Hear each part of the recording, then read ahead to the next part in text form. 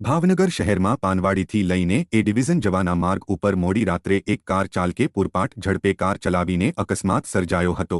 જો કે કાર ચાલકે અકસ્માત પણ માતાજીની દેરી સાથે સર્જ્યો હતો। ભાવનગર શહેરના પાનવાડીથી એ ડિવિઝન ઉપરના માર્ગ ઉપર મોડી રાત્રે કારમાં સવાર ચાલક સહિત 3 શખ્સો સવાર હોય ત્યારે રસ્તામાં આવતા મેલડીમાના મંદિર સાથે કાર અથડાવી હતી, જેને પગલે કારને આગળના ભાગે નુકસાન થવા પામ્યું હતું। જો કે ખૂબ ગતિમાં ચલાવેલી કારને પગલે કાર ચાલક અને અન્ય 2 શખ્સોને કોઈ ઈજા થવા પામી નથી, પરંતુ બનાવને પગલે લોકોમાં ભારે ચર્ચા જાગી હતી।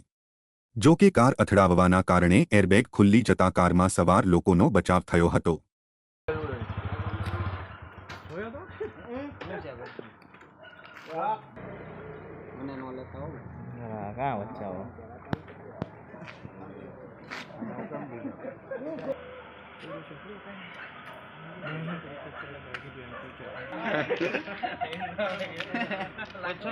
પછી હું કાલે સીસીટીવી કેમેરા કરવા પેલા ને ઉપર